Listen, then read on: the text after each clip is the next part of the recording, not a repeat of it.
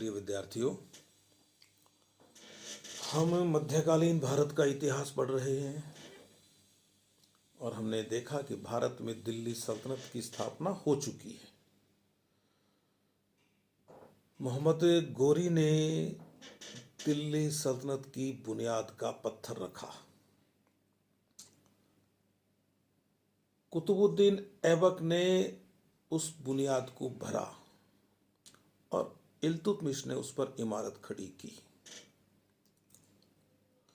इल्तुतमिश के बाद में रजिया गद्दी पर बैठी।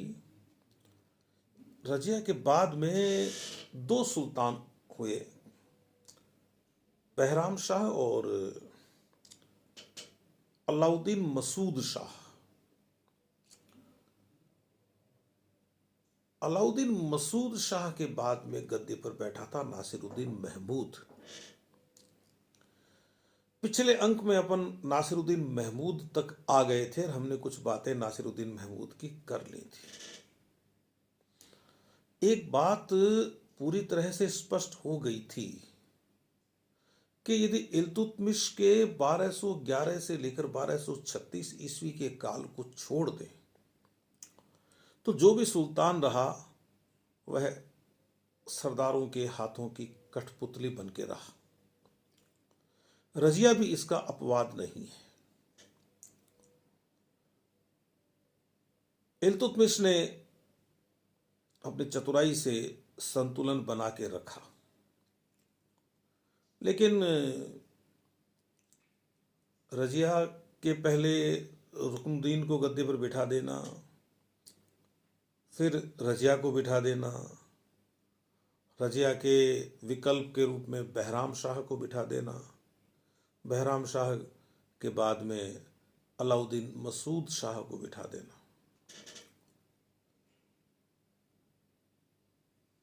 यह सब सरदारों का किया धरा था।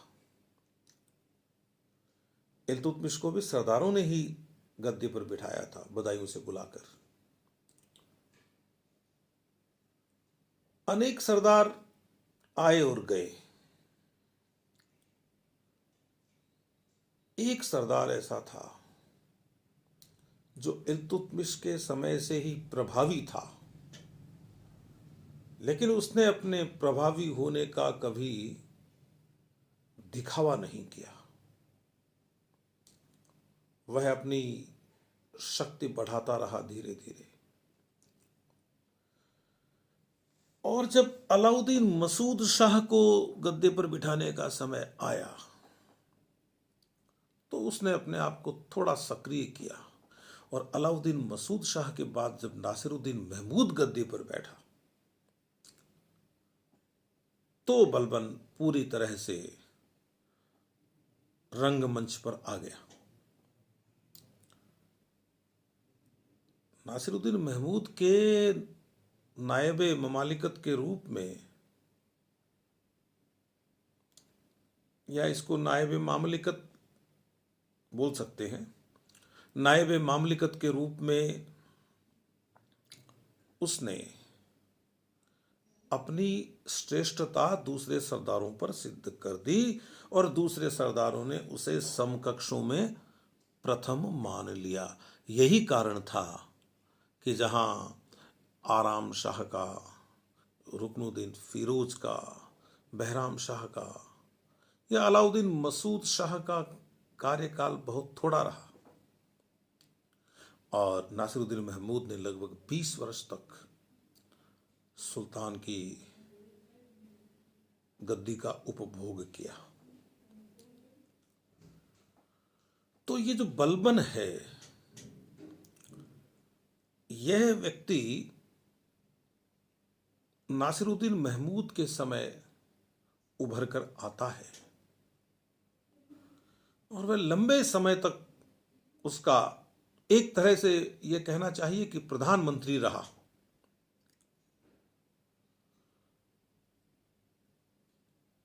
और सुल्तान को वह तभी बाहर निकालता था जब किसी निर्णय पर सरदारों में बहुत ज्यादा मतभेद नहीं होता था। वहां सुल्तान अपनी मोहर लगा देता था, यहाँ ऐसा कर लीजिए। तो क्या कारण है कि बलबन इतने लंबे काल तक नासिरुद्दीन का प्रधानमंत्री रह लिया और एक तरह से उसने सल्तनत का सुख भोगा? इसकी वजह क्या हो सकती है?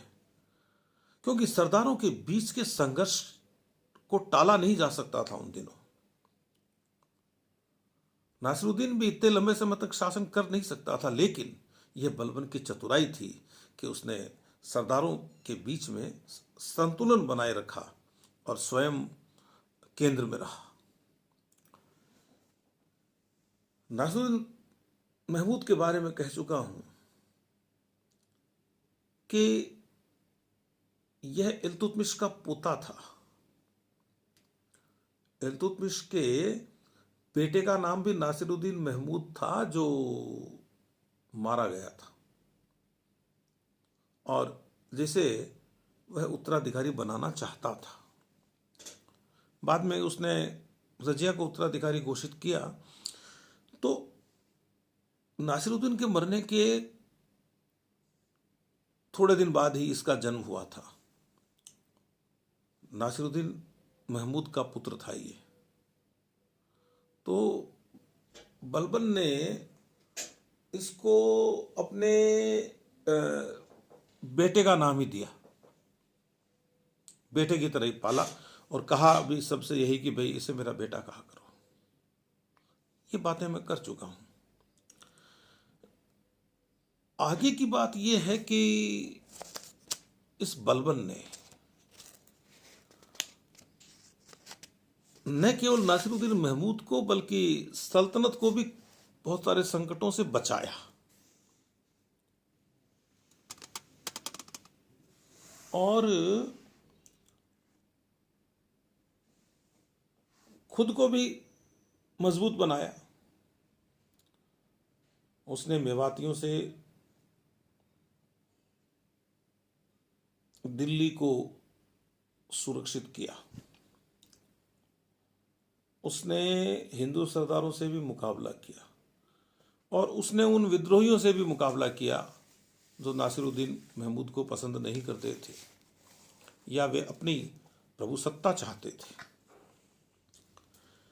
उसने पश्चिमोत्तर सीमा की सुरक्षा भी की, खासतौर से जो सिंधु और झेलम के बीच का एरिया है उसमें खोखर रहते थे, खोखर। तो इन खोखरों से भी वो निपटा। कई तरह की बातें अपन कर चुके हैं पहले।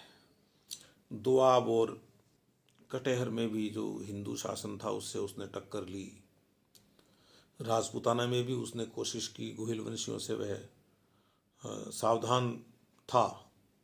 चित्तौड़ हमेशा ही खलता रहा है सुल्तानों को और बादशाहों को।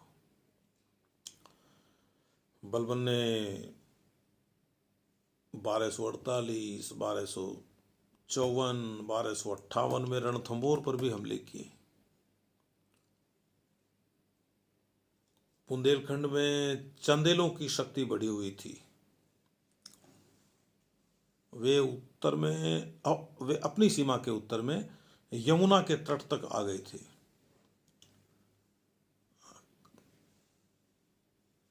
और इन सब से बलबन टकराया एक प्रधानमंत्री रहते हुए। और यह नहीं कहा जा सकता कि इन हिंदू राजाओं को उसने दबा दिया, यह तो नहीं कहा जा सकता। लेकिन यह कहा जा सकता है कि उसने इनको सल्तनत से दूर बनाए रखा। अपनी सीमाएं उसने सुरक्षित कर ली। ये ध्यान देने की बात है। तो बलबन की उपलब्धि ही कही जाएगी। जो मेवाती इतने बदमाश थे, इतने उग्र थे, लुटेरे थे कि दिल्ली के दरवाजे शाम को बंद कर देने पड़ते थे। उन मेवातियों से निपटना भी आसान काम नहीं था, लेकिन बलबन उनसे निपटा। उसने जंगल कटवा दिए, जंगल जलवा दिए जहां वे छिपा करते थे, और लगातार अभियान भी किए। 1249 में उसने मेवात पे ऐसा हमला किया जिसका जबरदस्त प्रभाव रहा मेवातियों पर, कमजोर पड़ गए वे। और उनका जो एक नेता था मलका, उसको बलबन ने बंदी बना लिया था। तो कई तरह की बातें हैं। इन्हीं बातों में से एक बात निकल कर आती है कि जब बलबन इतना प्रभावशाली था, तो ये जो बलबन है, इसको प्रधानमंत्री के पद से हटाया क्यों गया? बीच में कुछ समय तक जो बलबन है वह प्रधानमंत्री नहीं रहा था। तो ऐसा क्यों हुआ? वो समय था मार्च 1253 से लेके फरवरी 1254 तक। अब जिन लोगों ने नासिरुद्दीन महमूद के लिए यह कहा कि वह तो एक कठपुतली शासक था, तो उस कठपुतली शासक में इतना साहस कहां से आ गया कि जिसकी मुट्ठी में वह कैद था, उसी को उसने पद से च्युत कर दिया, पद से हटा दिया? ये क्या कारण हो सकता है? तो देखिए, इसमें तो कोई संदेह नहीं है। भले ही कुछ विद्वान कहते होंगे कि नासिरुद्दीन महमूद योद्धा था, या वह डरता नहीं था, या वह कोई बहुत ही कोमल वृत्ति का नहीं था, विद्वान कहते हैं, लेकिन इसमें कोई संदेह नहीं है कि वह कोई बहुत होशियार सुल्तान नहीं था। तो फिर ऐसा उसने क्यों कर लिया? भाई, ऐसा उसने इसलिए कर लिया है कि उसे ये लगा कि बलबन का जो गुट है वह कमजोर पड़ गया है, और किन्हीं दूसरे का गुट मजबूत हो गया है। जिसका गुट मजबूत हो गया है वह उस गुट में शामिल हो गया। उसे लगा कि अब अपनी जो सल्तनत है या अपना जो पद है वही से सुरक्षित रह सकता है। वैसे तो उसे कोई पद का मोह नहीं था, लेकिन सल्तनत काल में ये होता था कि पद गया और जान गई। तो यह भी एक वजह हो सकती है। तो एक नया गुट बन गया था इमामुद्दीन रेहान का। इमामुद्दीन रेहान एक धर्म परिवर्तित मुसलमान था, तो एक नया गुट खड़ा हो गया था। तो उस नए गुट ने सुल्तान को अपने प्रभाव में ले लिया, तो बलबन को हटा दिया। और जो नासिरुद्दीन महमूद है, इसका तो यह है कि ठीक है, 20 वर्ष तक गद्दी पर रहा, उसमें कोई शक नहीं है। और यह भी है कि भाई, जब यह बहराइच का सूबेदार था, बच्चा ही था 17 साल का, तब भी उसने युद्ध लड़े होंगे। हालांकि उसकी इसमें तो कोई रुचि थी नहीं, गद्दी पर बैठने में, तो उसको तो लाया ही गया था। लेकिन एक बात इसामी कहता है, इसामी फुतुस सलातीन नामक किताब का लेखक, वो कहता है कि वो सुल्तान तो शमशी अमीरों की, कुलीनों की अनुमति के बिना अपना कोई मत ही प्रकट नहीं करता था।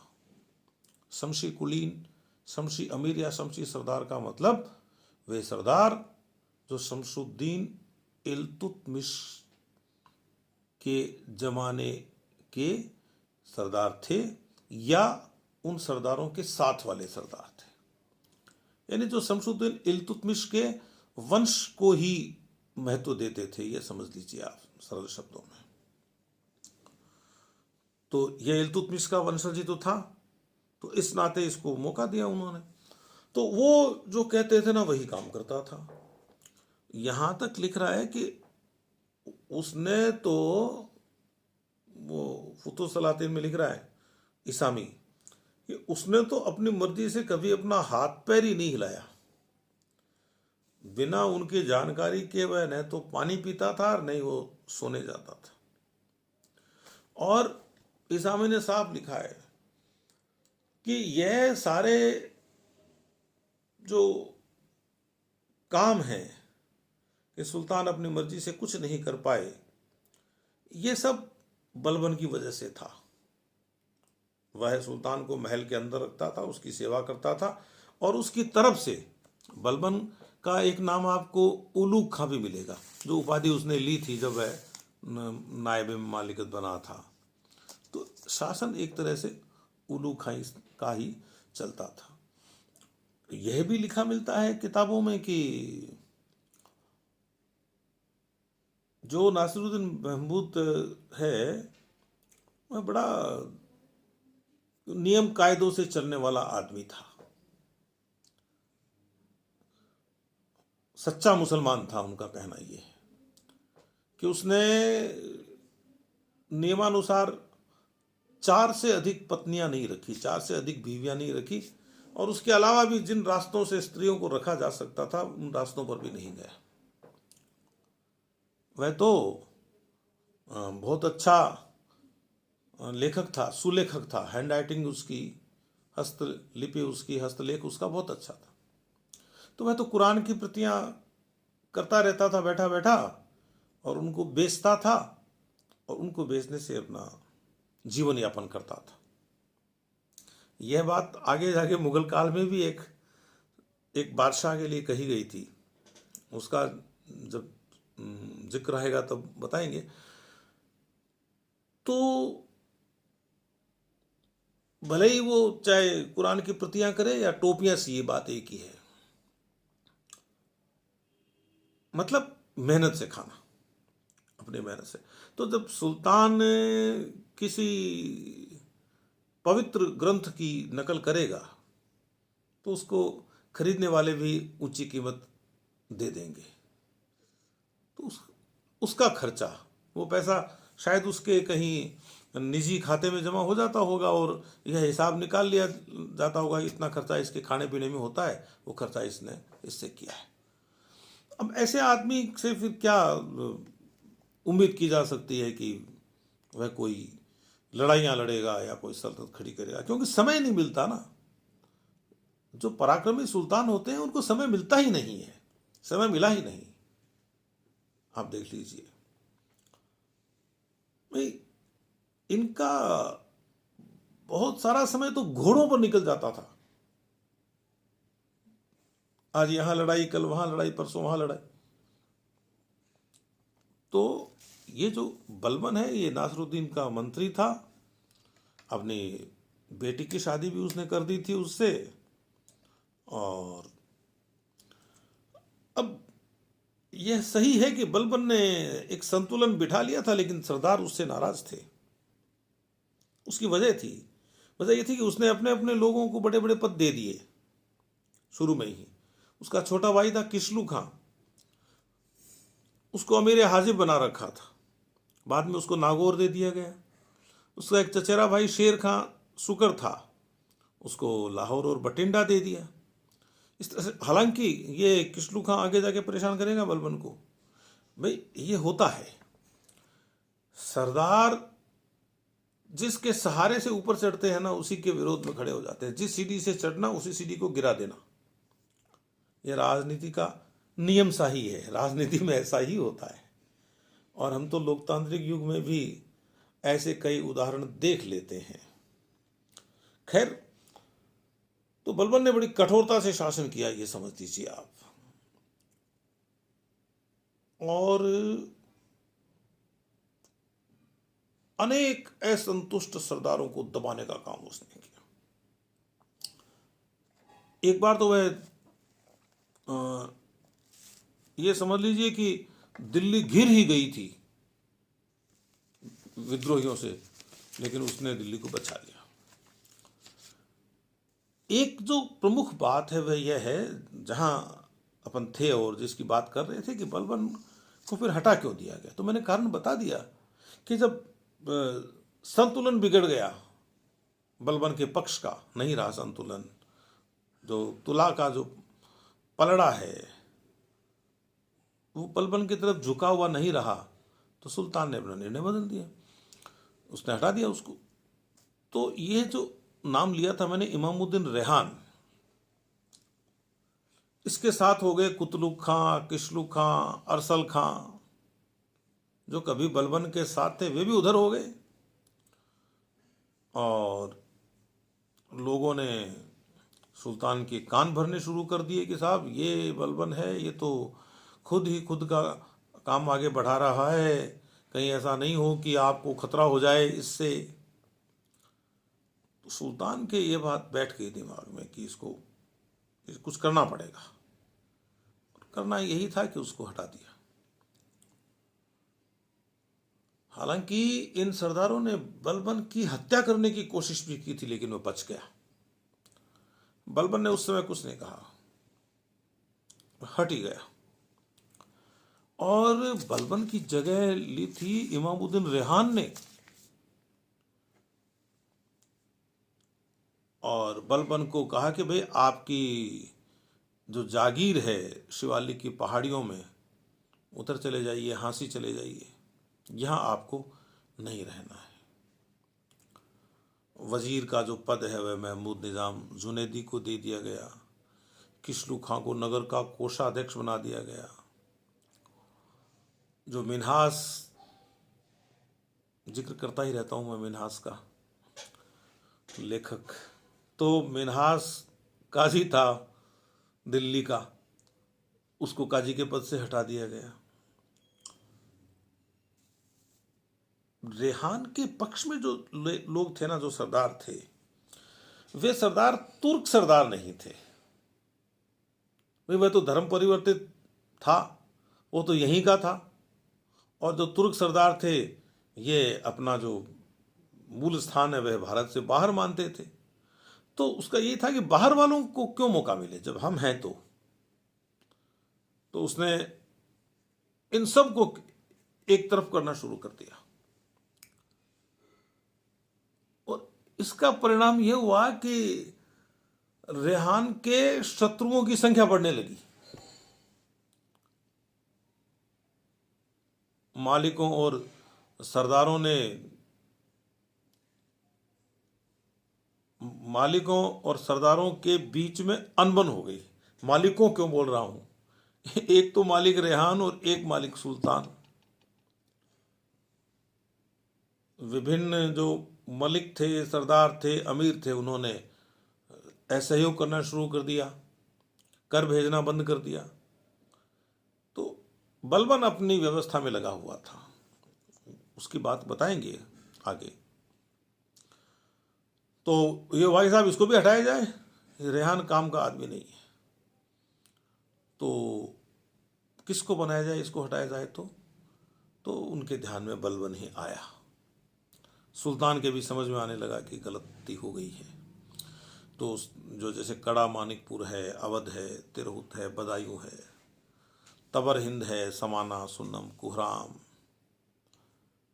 इन के मलिकों ने बलबन को संदेश करवाया कि आप आ जाइए, अवसर निकल रहा है, मौका बन रहा है, आप आइए। उलूग खां और क्या करता फिर, उसको तो मौका तो चाहिए था ना बलबन को। खैर, तो वह अपने कई सारे सरदारों को लेकर दिल्ली की तरफ रवाना हो गया। वो दिल्ली की सेनाएं घबरा गई बलबन की फौज को देखकर, कितने सरदार इसके साथ। तो रेहान घबरा गया और उसने सुल्तान को कहा कि इनका दमन करना चाहिए, कैसे भी करके आप खर्चा दीजिए या कोई व्यवस्था कीजिए। अब सुल्तान कहाँ से करता हुआ, तो खुद ही अधीन था। तो सेना है सुल्तान की वह बिखर गई। कुछ प्रमुख सरदारों ने दोनों पक्ष के अमीरों में समझौता करवाया और समझौता यह हुआ कि बलबन को पुनः नायब ममालिकत बना दिया जाए और वो जो रेहान था उसको बदायूं की जागीर दे के वहाँ से रवाना कर दिया गया। इसके बाद भी बलबन ने कई दूसरे विद्रोहों का दमन किया और ये विद्रोह ज़्यादातर सरदारों के, क्योंकि मैंने कहा ना कि वो समय सरदारों का ही समय था एक तरह से, ये समझ लीजिए आप। इनमें से कोई निकल ही आता है तो निकल ही आता है। तो बलबन ने सल्तनत को बिखरने से बचाया, प्रांतीय शासकों को स्वतंत्र भी नहीं होने दिया जो इसके अधीन थे, षड्यंत्रकारियों को दिल्ली से दूर भेज दिया, रेहान को बदायूं से बहराइच भेज दिया, कुतलू खां को अवध भेज दिया, किशलू खां को मुल्तान और उच्च से हटा दिया गया, और कई तरह की बातें हुई। रेहान को कुतलू खां ने सहयोग दिया था, किशलू खां भी बलबन के खिलाफ हो गया था। तो जैसे ही बलबन विद्रोह को दबाकर लौटता, ये लोग फिर अपना मुंह निकाल लेते। उधर किशलू खां विरोध में चल रहा था, तो ये जो कुतलू खां और किशलू खां ये अपनी फौजें लेकर दिल्ली आ गए और इन दोनों के विद्रोह को बलबन दबाने में सफल रहा एक प्रधानमंत्री के रूप में, और यह एक बड़ी उपलब्धि थी बलबन की। इस तरह से ये जो अपन जो बलबन के जो काम देख रहे हैं ना, ये बलबन के काम कोई कम नहीं है, और यही वजह है कि आगे जाके वह सुल्तान भी बन जाता है। मिन्हास ने बड़ा स्पष्ट लिखा है ये जो घटनाएं हो रही है उनके बारे में, लेकिन एक जगह आकर वह रुक भी जाता है। 1260 के मध्य से लेके और 1266 तक की घटनाएं मिन्हास की किताब में नहीं है। वह लिखता है कि बड़े सोच विचार के बाद मैंने निर्णय किया कि मैं अपना लेखन यहीं रोक रहा हूं। तो ये सब चल रहा था, लगातार संघर्ष चल रहा था अमीरों के सरदारों के बीच में आपस में। अब इस बात की कोई बहुत आवश्यकता नहीं है कि किस किस अमीर को बलबन ने एक प्रधानमंत्री रहते हुए कहां कहां दबाया। जो प्रमुख 2-4 नाम थे वो मैंने बता दिए, लेकिन इन्हीं संघर्षों में एक चीज जो ठीक रही, इन संघर्षों में जो एक चीज ठीक रही वह यह थी कि सुल्तान को किसी ने हाथ नहीं लगाया। वो स्वभाव से ऐसा ही था, सबको लगता था कि जिसका मौका लगेगा उसी के साथ हो जाएगा। 1266 में, फरवरी 1266 में इसकी मौत भी हो गई, नासिरुद्दीन महमूद की। नासिरुद्दीन महमूद मरा तो था बीमारी के कारण, लेकिन अब आक्षेप बलबन पर भी लगता है कि बलबन ने कहीं उसको मरवा न दिया हो, लेकिन कोई बहुत ज़्यादा बात नहीं होती है। यही माना जाता है कि नासिरुद्दीन महमूद बीमारी से मर गया, और बीमार रहते रहते ही उसने बलबन को अपना उत्तराधिकारी भी घोषित कर दिया था। एक पुस्तक में बड़ा अजीब सा वाक्य लिखा हुआ है, मैं आपको वह सुना देता हूँ। ये लिखा हुआ है कि नासिरुद्दीन की मृत्यु के समय इल्तुतमिश के वंश का कोई शहजादा जीवित नहीं था, ठीक है, और कहा जाता है कि मृत सुल्तान ने बलबन को ही अपना उत्तराधिकारी घोषित कर दिया। अब कोई मृत व्यक्ति कैसे किसी को उत्तराधिकारी घोषित कर सकता है, मृत सुल्तान ने? तो थोड़ा सा हम लोगों को भी भाषा के प्रयोग में सावधानी बरतनी चाहिए, कम से कम लिखे हुए और छपे हुए में। तो अब बोलने में तो कई बार जब हम आप लोगों से बात नहीं कर पा रहे हैं इस कोरोना महामारी के कारण, और हमें इस उपकरण स्मार्टफोन के माध्यम से आपसे बात करनी पड़ती है, तो हम लोग सीधे ही अपनी बात कहनी शुरू कर देते हैं। हमारे सामने कुछ बिंदु रहते हैं, उनके आधार पर तो बोलने में तो कोई शब्द आगे पीछे हो सकता है, लेकिन छपा हुआ और लिखा हुआ हो तो उसमें उसमें ध्यान रखा जाना चाहिए। तो मुझे थोड़ी हंसी भी आई कि मृत सुल्तान ने बलबन को ही अपना उत्तराधिकारी घोषित कर दिया। वो कहना ये चाहते हैं लेखक महोदय कि मरने से पहले उसने बलबन को अपना उत्तराधिकारी घोषित कर दिया। खैर, अब एक सुल्तान के रूप में बलबन की क्या भूमिका रहती है, वह क्या करता है, यह मैं आपको अगले अंक में बताऊंगा। तब तक के लिए अनुमति दीजिए। नमस्कार।